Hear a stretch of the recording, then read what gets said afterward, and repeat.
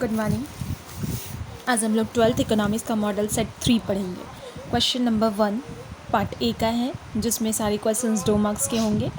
Question first है आपका, who is known as the father of modern economics? Adam Smith is known as the father of modern economics. Second one is name 3 method of measuring national income. The 3 methods of measuring national income are production method, income method and expenditure method. Next question is, what is injection in the circular flow of income? An injection is the introduction of income into the flow. Injection can be the form of investment, government spending and export. Injection क्या होता है? जो कि income का जो flow है उसमें बाहर से कुछ इन्वेस्टमेंट होता है या एक्सपोर्ट के थ्रू बाहर से कुछ मनी इंक्लूड होता है या गवर्नमेंट कुछ एक्सपेंड करती है, जो कि सर्कुलर फ्लो में बाहर से उस इकोनॉमी में जो रोटेशन मनी का चल रहा है उसके आउटसाइड से कहीं से कोई सोर्स ऑफ इनकम आता है, तो उसको हम लोग बोलते हैं इंजेक्शन. नेक्स्ट क्वेश्चन है, define money. Money is anything that serve as a medium of exchange. Money वही चीज़ है जिसको हम लोग एक्सचेंज ऑफ मीडियम के रूप में यूज़ करते हैं और जो लीगली अप्रूव्ड है. Next question number 5, define autonomous consumption. Autonomous consumption क्या होता है? इनकम लेवल ज़ीरो होने पे जो कंजप्शन होता है उसको ऑटोनमस कंजप्शन कहते हैं. हमें पता है कि कंजप्शन कभी जीरो नहीं होता. कंजप्शन किसी भी इनकम लेवल पे कुछ ना कुछ होता ही है. तो ज़ीरो इनकम लेवल जब होती है तो भी कुछ कंजप्शन होता है और उसी कंजप्शन को ऑटोनमस कंजप्शन कहते हैं. तो आंसर इसका होगा, autonomous consumption is the consumption expenditure that occurs when income level are zero. Next question number 6, what do you understand by capital receipt? Government budget में हमने पढ़ा है capital receipt and revenue receipt. Capital receipt क्या होता है? These are those receipt of the government which either creates liabilities और reduce the asset of the government. Capital receipt वो सारी रिसिप्ट होती है जिससे गवर्नमेंट का जो लाइबिलिटीज़ है, उनकी जो रिस्पॉन्सिबिलिटीज़ है वो बढ़ती है, लाइबिलिटीज़ बनती है और उनका जो एसेट है वो कुछ रिड्यूस होता है, कुछ कम होता है. उनके एसेट में रिडक्शन होता है और उनकी लाइबिलिटीज़ में इंक्रीमेंट होता है. ठीक है. Next question number 7 is illustrate the concept of import. Import क्या है? इम्पोर्ट का क्या मतलब है? तो इम्पोर्ट का जनरली वही मतलब है कि जो हम लोग बाहर से अपनी चीज़ों को, बाहर की चीज़ों को अपने देश में लाते हैं, हम लोग डिमांड करते हैं और जो दूसरे कंट्री से हमारे देश में आती है उसे हम लोग इम्पोर्ट कहते हैं. तो इसका आंसर क्या होगा? An import is a good और service bought in our country that was produce in another country. Production किसी दूसरी कंट्री में हो रहा है लेकिन हम लोग उसको अपनी कंट्री में मंगवा रहे हैं, खरीद रहे हैं, तो ये होता है इम्पोर्ट. नेक्स्ट है सेक्शन बी. सेक्शन बी में आपके जितने क्वेश्चन हैं वो सारे क्वेश्चन 3 मार्क्स के होंगे. इसमें भी चॉइसेस है आपकी. फर्स्ट क्वेश्चन हमारा है, describe the external sector of the economy from the point of view of macro economics. Means macro economics के व्यू में एक्सप्लेन करना एक्सटर्नल सेक्टर को क्या होता है. एक्सटर्नल सेक्टर वो जो बाहरी चीज़ें होती हैं जो इकोनॉमी में बाहर से आती हैं. ठीक है. तो आंसर हम लोग इसका कैसे लिख सकते हैं? External sector involves in export and import of goods and the flow of capital between the domestic economy and other country of the world. Foreign sector receive revenue from firms, households and government for export of goods and services. It makes payment for import of goods and services from firms and the government. It also make payment for the factor services to the household. क्या होता है कि हमारी जो economy है उसमें external sector में हम लोग इंटरनेशनल ट्रेड को इंक्लूड करते हैं. ठीक है. जो फॉरेन से जो हमारे पास गुड्स एंड सर्विसेज आती है एक्सपोर्ट इम्पोर्ट से, ठीक है, इससे दूसरे कंट्री से हमारी कंट्री में कैपिटल का फ्लो भी इंक्लूड किया जा रहा है. दूसरी कंट्री से जो गुड्स एंड सर्विसेज हमें मिलती है या फिर जो यहाँ के हाउस होल्ड है, गवर्नमेंट है, फर्म है, जो भी प्रोड्यूस करती है उसको बाहर भेजा जाता है, तो उनसे जो हमें मिलता है वो सारा होता है एक्सटर्नल सेक्टर. ठीक है. नेक्स्ट क्वेश्चन है, what is difference between trade surplus and deficit. Trade surplus क्या होता है? Trade surplus occurs when a country exceeds its imports, and a trade deficit occurs when a country imports exceed its export during a given period of time. Surplus का मतलब होता है किसी country का export उसके इंपोर्ट से ज़्यादा है. जस्ट अपोजिट डेफिसिट का मतलब होता है कि किसी कंट्री का इंपोर्ट उसके एक्सपोर्ट से ज़्यादा है. दैट मीन्स जब एक्सपोर्ट ज़्यादा हो रहा है तो हम लोग उसे सरप्लस कहेंगे और जब इंपोर्ट ज़्यादा हो रहा है तो उसे हम लोग डेफिसिट कहेंगे, और ये भी एक गिवन पीरियड ऑफ टाइम की बात होती है. Next question number 10, illustrate the concept of capital goods with example. Capital goods को एक्सप्लेन करना है एक एग्जाम्पल से. ठीक है. पहले आंसर देख लेते हैं. Capital goods are referred to as a fixed or tangible asset that are purchased by a business in order to produce finished product or consumer goods. Capital goods can be said to be the goods that can be used to increase production. Example of capital goods are buildings, machinery, equipment, vehicles. Capital goods का मतलब वो सारे goods होते हैं जिसको कि हम लोग प्रोडक्शन पर्पस में यूज़ करते हैं, जो हमें फ्यूचर में प्रॉफिट भी देता है, जैसे कि मशीनरीज हो गई, बिल्डिंग्स हो गई, इक्विपमेंट्स, व्हीकल्स, टूल्स, ये सारी चीज़ों को हम लोग यूज़ करते हैं फॉर द प्रोडक्शन पर्पस। तो वो सारी चीज़ें जिसको कि फ्यूचर में प्रॉपर्टी के लिए रखा जाता है या प्रोडक्शन के लिए यूज़ किया जाता है, वो सारे गुड्स हमारे कैपिटल गुड्स होते हैं। Next is question number 11. What do you understand by the double coincidence of want? Illustrate with example. Double coincidence of want ये कब आता है? जब बार्टर सिस्टम था, ठीक है। तो इससे क्या समझते हैं? The double coincidence of want implies that the exchange of goods and services between two individuals would take place only when the both individuals requirement each other goods. ये कब होता था? जब बार्टर सिस्टम में एक प्रोडक्ट से दूसरे product का एक्सचेंज होता था, तब यहाँ पे दो ऐसे पर्सन्स की ज़रूरत पड़ती थी जिन एक के पास जो गुड्स है उसकी दूसरे को नीड्स होनी चाहिए और दूसरे के पास वो गुड्स अवेलेबल भी होना चाहिए जिसकी पहले को नीड्स है। अगर ऐसा कोइंसिडेंस मिलता है तो ही वहाँ पे एक्सचेंज पॉसिबल हो पाता था। For example, a person has rice but he is in need of wheat and other person who has wheat but he is in need of rice. Example में लोग कह सकते हैं कि एक पर्सन है जिसके पास राइस है लेकिन उसे वीट की नीड्स है, और दूसरा वो पर्सन जिसके पास वीट तो है लेकिन उसे राइस की नीड होनी चाहिए, तभी वॉन्ट्स का डबल कोइंसिडेंस कहा जाएगा और यहाँ पे according to barter system exchange possible हो पाएगा। Next question number 12.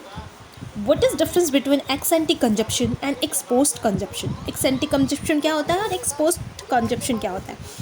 ex ante consumption का मतलब है कि वो सारे कंजप्शन जो एक ड्यूरेशन के अंदर किया जाता है, ठीक है, लेकिन ये क्या होती है? प्लानिंग होती है। ऐसा सोचा जाता है इस ड्यूरेशन के अंदर इतना कंजप्शन किया जाएगा। और जो सेकंड है हमारा एक्स पोस्ट कंजप्शन, वो कंजप्शन होता है जो कि रियल में किया जाता है, ठीक है। जो प्लानिंग हमने की वो एक्स एंटी हो गया, जो रियल में हो गया वो एक्स पोस्ट हो गया। तो आंसर देखते हैं। X anti consumption refers to the consumption expenditure planned to be incurred during a period. Ex ante consumption is the one which is expressed in terms of what the people has planned to consume in the same period. जब हम लोग exactly consume in the same period, जो हम लोग बात करते हैं, planning करते हैं, तैयारी करते हैं, योजना बनाते हैं, वो हमारा एक्स एंटी कंजप्शन होता है। और रियली हम लोग कंज्यूम करते हैं, expose consumption is one which is express in the term what the people has actually consume in the same period. उसी सेम पीरियड में जो हम लोग एक्चुअली में कंज्यूम कर लेते हैं वो हमारा एक्स पोस्ट कंजप्शन होता है। Next question number 30. What is public goods? How it is different from private goods? Public goods क्या है और ये प्राइवेट गुड्स से अलग क्यों है? इसको एक बाइफर्केशन बना करके हम लोग इसकी डिफरेंस को बताएंगे, ठीक है। सबसे पहले देखते हैं पब्लिक गुड्स क्या है। Public goods refer to the goods that is available for use for everybody and one person use of it does not diminish or exert its ability to other. These are provided to the society but by the government. Example of public goods are education, infrastructure, lighthouses, flood control system, fresh air, national security, official statistics, etc. जो हमारा public goods होता है, public goods का मतलब होता है जो सभी के यूज़ के लिए होता है, वो सारा प्रोडक्ट जो हम लोग कंज्यूम तो करते हैं, हमारे लिए तो अवेलेबल है, लेकिन इसका कंजप्शन करके इसकी जो यूटिलिटी है वो ख़त्म नहीं की जाती, इसे छोड़ दिया जाता है, बाकी लोग भी इसका कंजप्शन कर सकते हैं। दैट मीन्स ये फाइनल गुड्स नहीं है जिसको कि कंज्यूम करने के बाद ख़त्म कर दिया गया, इसका और भी लोग कंजप्शन कर सकते हैं, सभी के यूजेस के लिए होती है। जस्ट एग्जांपल, जैसे कि हमारा एजुकेशन सेक्टर, इंफ्रास्ट्रक्चर हर पब्लिक यूज़ करता है, light houses, flood control system, ये सब सभी के यूज़ के लिए जो होती है वो पब्लिक गुड्स होती है। अब ये प्राइवेट गुड्स से डिफरेंट कैसे है, इसके लिए हम लोग एक बाइफर्केशन बनाएंगे, अकॉर्डिंग टू मीनिंग इसके डिफरेंस बताएंगे, और प्रोवाइड करने वाले कौन है उसके अकॉर्डिंग बताएंगे, इक्वालिटी और अवेबिलिटी के अकॉर्डिंग हम लोग इसके डिफरेंस बताएंगे, जो कि यहाँ लिखा हुआ है, आप लोग इसे पढ़ लीजिएगा, बहुत सिंपल है, आसानी से समझ में आ जाएगा। नेक्स्ट हमारा है question number 14. What is balance of trade? What is a types? Balance of trade क्या है और ये कितने टाइप्स का होता है?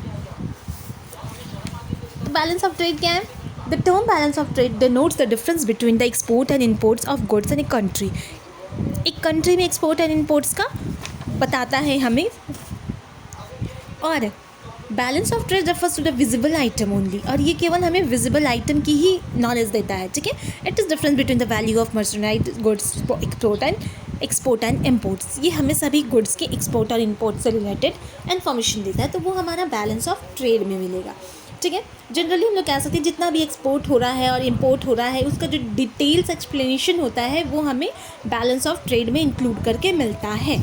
इसमें जनरली एक्सपोर्ट और इम्पोर्ट के डिफरेंस को क्लियर किया जाता है, और ये हमेशा विजिबल आइटम के फॉर्म में होता है। बैलेंस ऑफ ट्रेड का फॉर्मूला क्या होता है? Export of visible goods minus imports of visible goods. अब नेक्स्ट देखते हैं types of balance of trade. What are the different types of balance of trade? First होता है फेवरेबल बैलेंस ऑफ ट्रेड, और सेकंड हमारा होता है अनफेवरेबल बैलेंस ऑफ ट्रेड, ठीक है। थर्ड है equilibrium in balance of trade. Generally balance of trade 3 types के होते हैं। फेवरेबल क्या होता है? वो सिचुएशन होती है जहाँ पे कंट्री का एक्सपोर्ट जो है वो इम्पोर्ट से एक्सीड करता है, that means export is greater than import, और ये सिचुएशन जो होता है वो सरप्लस का सिचुएशन होता है, इसलिए हम लोग फेवरेबल बैलेंस ऑफ ट्रेड कहते हैं। नेक्स्ट जो है वो जस्ट इसके अपोजिट जाएगा, अनफेवरेबल या डिफिशिएंट बैलेंस ऑफ ट्रेड भी इसी को कहते हैं। इसमें क्या होता है, जो टोटल वैल्यू है गुड्स और सर्विसेज की जो इम्पोर्ट किया जा रहा है वो greater than total value of good exported in the term as unfavourable.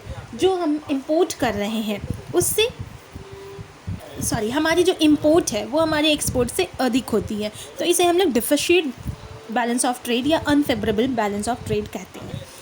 Third जो हमारा सिचुएशन होता है वो इक्विलिब्रियम का होता है। यहाँ पे क्या होता है? इक्वल होता है, दैट मीन्स हमारी जो एक्सपोर्ट है वो हमारी इंपोर्ट के इक्वल है, कुछ भी सरप्लस नहीं हो रहा, कुछ भी डेफिसिट नहीं हो रही, तो इसको हम लोग इक्विलिब्रियम बैलेंस ऑफ ट्रेड कहते हैं। नेक्स्ट हमारा सेक्शन सी है। यहाँ 15 to 19 क्वेश्चन दिए हुए हैं जिसमें आपको एनी 3 करना है। ये क्वेश्चन 5 मार्क्स के होंगे। फर्स्ट क्वेश्चन इसमें define the following terms. 3 terms हैं, ग्रॉस डोमेस्टिक प्रोडक्ट और डिप्रिशिएशन, कंज्यूमर गुड्स, इसे डिफाइन करना है। सबसे पहले ग्रॉस डोमेस्टिक प्रोडक्ट, GDP। ये क्या होता है? Gross domestic product is the total monetary और market value of all the finished goods and services produced within a country borders in a specific time period. Gross domestic product का मतलब एक country के अंदर वहाँ के residents और non residents के द्वारा जितना भी एक फाइनेंशियल ईयर में जितना भी प्रोडक्शन हो रहा है उसकी मॉनेटरी वैल्यू हमारी GDP होती है। डेप्रिशिएशन क्या होता है? The monetary value of an asset decreases over time due to use, wear and tear or obsolescence. This decrease is measured as depreciation. Depreciation का मतलब कि किसी भी एसेट का मॉनेटरी वैल्यू रिड्यूस होता है, कम होता है। क्यों? क्योंकि जब हम लोग उसे यूज़ कर लेते हैं तो उसमें छोटी मोटी टूट फूट मरम्मत की ज़रूरत पड़ती है, थोड़ा वो घिस जाता है, उसी को डेप्रिशिएशन कहते हैं। उसके लिए उसका वैल्यू कम हो जाता है, ठीक है। इसी की वजह से वो थोड़ा पुराना हो गया तो थोड़ा घिस गया तो उसकी वैल्यू कम हो जाती है, यही होता है डेप्रिशिएशन। नेक्स्ट है कंज्यूमर गुड्स। कंज्यूमर गुड्स क्या है? तो consumer good also known as final goods, इसे फाइनल गुड भी कहते हैं। Is the end of the product, यहाँ पे प्रोडक्ट पूरा ख़त्म हो जाता है, एंड लास्ट यूजेज होता है प्रोडक्ट का। एट बिजनेस और produce is purchase by the consumer, for example microwave, fridge, T-shirt, washing machine and all example of consumer goods. Consumer अपनी नीड्स फुलफिल करने के लिए यूज़ करते हैं और फिर वो प्रोड्यूसर्स के पास से ख़त्म हो जाता है। उसके बाद प्रोड्यूसर उसको एज ए रॉ मटेरियल से किसी भी सिचुएशन में यूज़ नहीं कर सकता, वो चीज़ें कंज्यूमर्स के पास आ जाती है और उनके यूज़ की बन जाती है। जैसा कि एग्जाम्पल हम लोगों ने देख लिया, टी-शर्ट, वॉशिंग मशीन, ये सारे कंज्यूमर गुड्स के एग्जाम्पल हैं। नेक्स्ट क्वेश्चन हमारा 16, calculate national income by expenditure method from the following data. ये हमें कुछ डेटा दी गई है, कुछ आइटम्स दिए गए हैं जिसके बेस पे हमें एक्सपेंडिचर मेथड से नेशनल इनकम कैलकुलेट करना है। एक्सपेंडिचर मेथड क्या होता है? एक्सपेंडिचर मेथड में हम लोग टोटल एक्सपेंसेस को ऐड करके नेशनल इनकम का पता लगाते हैं, ठीक है। तो इसमें हमें क्या मिलने वाला है? NNP एट FC मिलने वाला है। NNP एंड FC के लिए हमें सभी कंजप्शन को, सभी एक्सपेंसेस को ऐड करना है, प्लस इसमें हम लोग सब्ट्रैक्ट क्या करेंगे? नेट इनडायरेक्ट टैक्स NIT को हम लोग सब्ट्रैक्ट करेंगे और डेप्रिशिएशन को हम लोग लेस करेंगे, बाकी सारे आइटम्स को हम लोग ऐड करेंगे, तो हमें एक्सपेंडिचर मेथड से नेशनल इनकम मिलेगा। इसमें हमें मिलने क्या वाला है? NNP at FC। ठीक है। प्राइवेट फाइनल कंजप्शन हमारा 500 करोड़ है। गवर्नमेंट फाइनल एक्सपेंडिचर हमारा 50 करोड़ है। प्राइवेट इन्वेस्टमेंट एक्सपेंडिचर हमारा 50 करोड़ है। नेट एक्सपोर्ट हमारा 2 करोड़ है। नेट इनडायरेक्ट टैक्स हमारा -10 करोड़ है। और net factor income from abroad -50 crore है। डेप्रिसिएशन है 20 करोड़। तो ये सारी चीज़ें दी हुई है। इसमें ये सबसे पहले आप लोगों को ध्यान ये देना है कि इसमें एक्सपेंसेस क्या क्या है। जो भी एक्सपेंसेस होते हैं उसको हम लोग ऐड करते हैं और उसमें सबट्रैक्ट हम लोग करते हैं NIT, नेट इनडायरेक्ट टैक्स और डेप्रिसिएशन। ठीक है, ये दो चीज़ हम लोगों को सबट्रैक्ट करनी है। तो फॉर्मूला हमारा क्या बनेगा, NNP at FC is equal to private final consumption plus government final expenditure plus private investment expenditure plus net export minus net indirect tax plus net factor income from abroad minus depreciation. ध्यान रहे private final consumption भी एक तरह का expenditure ही है, क्योंकि जब consume किया जा रहा है, इतना कंजप्शन हो रहा है, तो ये एक तरह का एक्सपेंसेस ही होगा। ठीक है, तो इसके बेस पे हम लोग फॉर्मूला में सारे जो हमारा अमाउंट दिया हुआ है उसको हम लोग पुट करेंगे। 500 + 50 + 2 -10 + -50 -20। ठीक है, तो क्या आ गया हमारा 602 + 10 -50 -20। तो लास्टली हमारा आंसर आ रहा है 542 रुपीज़ करोड़। नेक्स्ट क्वेश्चन हमारा, how do commercial bank create credit explain. Commercial bank जो है क्रेडिट क्रिएशन कैसे करती है, मनी क्रिएशन कैसे करती है, एक्सप्लेन करना है। तो जनरली हमें पता है ना कि जब एक डिपॉजिट होता है बैंक के पास, तो बैंक उस अमाउंट का कुछ पार्ट CRR अपने पास रख करके बाकी का पार्ट एज लोन दे देती है। तो जब वो लोन देती है किसी सेकेंड पर्सन को, तो वो फिर से उस लोन अमाउंट को फिर से जा कर के किसी बैंक में डिपॉजिट किया जाता है। तो जब ये दोबारा डिपॉजिट हो रहा है तो फिर से ये प्राइमरी डिपॉजिट बन जाता है। अब फिर से बैंक को उसका कुछ पार्ट अपने पास एज ए रिज़र्व रखना होता है और बाकी का अमाउंट फिर से वो लोन दे देती है। इस तरह से बैंक रेगुलरली बार बार उस अमाउंट को लोन में देती है और इस तरह से इंटरेस्ट और उसका CRR रखने के बाद उसको जितनी बार यूज़ किया जाता है उतनी बार क्रेडिट क्रिएशन होता है और उसमें मनी क्या जो अमाउंट है जो कि एट फर्स्ट जो मिला है उससे कितना मल्टीप्लाई बढ़ जाता है, यही होता है क्रेडिट क्रिएशन। तो इसे एक्सप्लेन करने के बाद इसको एक एग्जांपल के हेल्प से लिखेंगे, तब आंसर कंप्लीट रहेगा। तो देखते हैं, one of the most important function of A commercial bank is the creation of credit. Therefore money supplied by commercial bank is called credit money. Commercial bank create credit by advancing loan and purchasing securities. Securities भी purchase करती है commercial bank. Every deposit creates a loan. जितना भी deposit bank के पास जाता है सब loan के रूप में दिया जाता है। ठीक है, commercial bank securities to the Commercial bank give loans and advances against some security to the public, but the bank does not give the loan amount directly. Bank क्या करती है, जो भी लोन अमाउंट है उसे डायरेक्टली किसी को नहीं देती। वो कैसे देती है, वो उसके नाम से अकाउंट खोल देती है और उसके अकाउंट में वो पैसा डाल दिया जाता है। दैट मीन्स वो उसके पास तो मिल गया, लेकिन वो कैश के रूप में बैंक के पास ही रहता है। बोरोवर के नाम से अकाउंट खोलने के बाद उसके अकाउंट में वो डिपॉजिट कर दिया जाता है। ठीक है, दस every loan create a deposit. तो जितना भी लोन है वो भी एक तरह से डिपॉजिट ही बन जाती है। This deposit create by bank with the help of primary deposit और कॉल्ड डेरिवेटिव डिपॉजिट। अब वो जो डिपॉजिट था सेकंड किसी और के अकाउंट में डिपॉजिट किया गया तो बैंक के लिए फिर से प्राइमरी डिपॉजिट बन गया। और हमें पता है कि वो हर प्राइमरी डिपॉजिट पे एक फिक्स्ड अमाउंट बैंक अपने पास रखती है। This can be explain with an example. उसको एक हम लोग छोटे से एग्जाम्पल की हेल्प से बता सकते हैं। Suppose primary deposit is ₹1000। Suppose करो कि प्राइमरी डिपॉजिट बैंक के पास मिला है 1000 rupees. Bank can lend out ₹900। Bank ने उसमें से 900 निकाल लिया और उसके 10% को मतलब 100 रुपीज़ को एज ए कैश रिजर्व में रख दिया। ठीक है, primary deposit minus cash reserve is equal to derivative deposit. अब जो प्राइमरी डिपॉजिट में कैश रिजर्व बैंक लेस कर देती है तो जो बच गया 900 जो बच गया वो हमारा डेरिवेटिव डिपॉजिट कहा जाएगा। तो 1000 में 10% के अकॉर्डिंग 100 रुपीज़ बैंक ने रख लिया और 900 को वो फिर से किसी दूसरे पर्सन को एज ए लोन देगी। The bank will give the amount to his creditor only in his account which is opened in his name. अब दूसरे किसी क्रेडिटर को बैंक ने लोन दिया तो वो उसके नाम से भी एक अकाउंट अपने ही बैंक में खोल देती है और वो पैसा उसके अकाउंट में डाल दिया जाता है। The borrower can deposit the amount with the bank. The bank can lend out ₹810 out of ₹900 which has come back to the bank in the second round as a primary deposit. अब क्या होता है, borrower ने तो पैसे वहाँ से लिए, अब वो कहीं भी इन्वेस्ट करता है तो वो पैसा वापस बैंक के ही किसी न किसी ब्रांच में चला जाता है। तो अब जिसके पास जिस भी बैंक में वो पैसा जाता है सेकेंड राउंड में, वो फिर वहाँ प्राइमरी डिपॉजिट बन के जाता है। तो इस बार क्या होता है, फिर से यही प्रोसेस को रिपीट किया जाता है। यहाँ पे भी कैश लीकेज नहीं हुआ तो फिर यहाँ पे भी इसी तरह से पैसे का कुछ सीआरआर रख लिया जाएगा और बाकी को फिर से बैंक एज ए लोन किसी को दे देती है। तो इस तरह से मनी का मेनी टाइम्स यूज़ होता है और एट लास्टली क्या होता है, वो बहुत मल्टीप्लाइड बढ़ जाता है और जो 1000 रुपीज़ है वो एट लास्टली 10,000 रुपीज़ में कन्वर्ट हो जाता है। कैसे हो जाता है, क्योंकि बैंक उसका सीआरआर 10% रख करके बाकी को फिर से लोन देती है। इसे हम लोग एक छोटे से टेबल से समझ सकते हैं। पहले प्राइमरी डिपॉजिट 1000 आया जिसमें बैंक ने रिजर्व रखा 100 रुपीज़ और डेरिवेटिव डिपॉजिट दे दिए 900।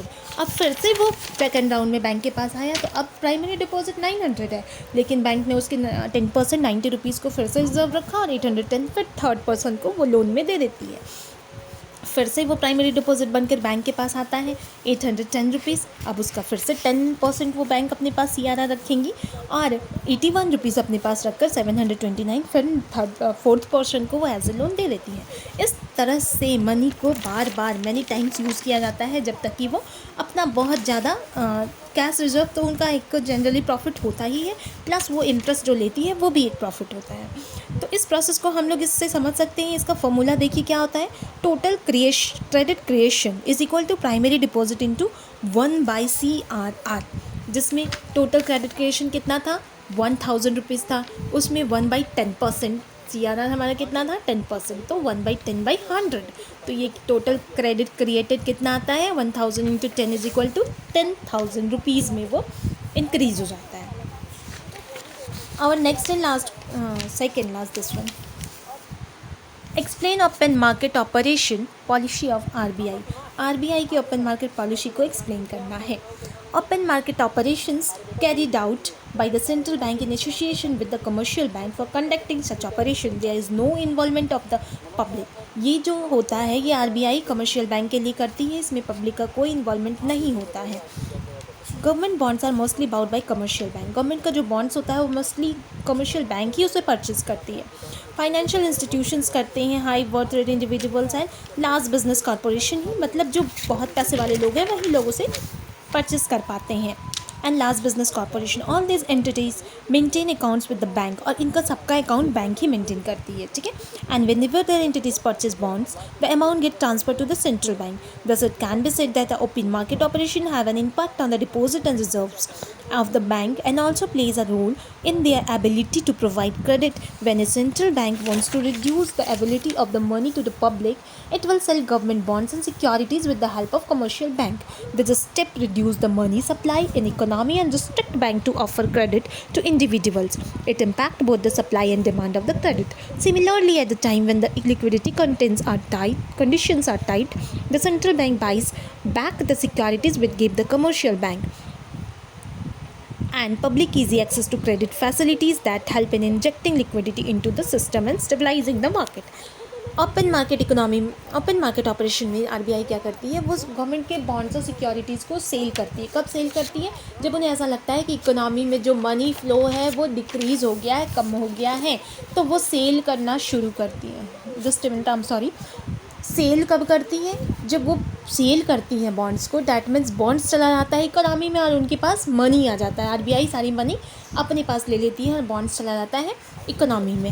डैट मीन्स इकोनॉमी में जो मनी है वो कम हो गया। तो ये कब करती है, सेल करने का काम आरबीआई तब करती है जब इकोनॉमी में इन्फ्लेशन का सिचुएशन होता है, तब वो सेल करना स्टार्ट करती है बॉन्ड एंड सिक्योरिटीज़ को। जस्ट अपोजिट, जब उन्हें ऐसा लगता है कि लिक्विडिटी कंडीशन टाइट है, दैट मीन्स मनी इकोनॉमी में कम रोटेट हो रही है, तब सेंट्रल बैंक क्या करती है, बाई करती है कमर्शियल बैंक से वो सारी शेयर्स और सिक्योरिटीज़ बॉन्ड्स को ख़रीदती है। तो जब आरबीआई ख़रीद लेती है तो वो उनके बदले में उन्हें मनी देती है, तो वो फिर वो मनी वापस से इकोनॉमी में रोटेट करता है और ये सिचुएशन को एडजस्ट कर लेता है। तो इसी को कहते हैं open market operation. Our next and last question is what is multiplier, explain the relationship between multiplier and MPC. Multiplier क्या है और एमपीसी और मल्टीप्लायर के बीच क्या रिलेशनशिप है। This is the last question of this model set. Investment multiplier is an important part of economic theory suggested by notable economist John Maynard Keynes. Investment multiplier का जो concept है वो Keynes ने दिया है. Investment multiplier refers to the increase in aggregate income of the economy as a result of an increase in the investment done by the government in the form of new project. It refers to the number of times by which the increase in output income exceed increase in investment it is manufactured, the ratio between the change in output income and change in investment. Who has said this? T.R. Jain ने ऐसे define किया है. Multiplies को हम लोग के से denote करते हैं. तो मल्टीप्लाइज क्या है? Is the ratio of increase in national income due to increase in investment. किसने कहा? संदीप गर्ग ने. संदीप गर्ग ने क्या कहा? मल्टीप्लाइज वो रेशियो है जो हमें बताता है कि नेशनल इनकम इंक्रीज़ कर रही है. क्यों? Due to increase in investment. Investment increase होने से हमारी नेशनल इनकम इंक्रीज़ करती है. फॉर्मूला मल्टीप्लाई को हम लोग के से डिनोट करते हैं. इसका फॉर्मूला होगा K is equal to delta Y by I. Delta I के क्या है? मल्टीप्लाई. डेल्टा वाई क्या है? चेंज इन आउटकम और इनकम. डेल्टा आई क्या है? चेंज इन इन्वेस्टमेंट. डेल्टा का मतलब चेंजेस. जो चेंजेस होता है उसको हम लोग डेल्टा से शो करते हैं. अब रिलेशनशिप देखते हैं इन्वेस्टमेंट और इन्वेस्टमेंट मल्टीप्लायर और एमपीसी में. एमपीसी क्या है? Marginal propensity to consume. जितना ये एमपीसी इंक्रीज़ होगा उतनी नेशनल इनकम इंक्रीज़ होगी. ऐसा हम लोग पहले भी पढ़े हैं. एमपीसी क्या है? 0 है तब एमपीएस 1 है और के क्या है? 1. अब जैसे जैसे एमपीसी की वैल्यू डिक्रीज़ हो रही है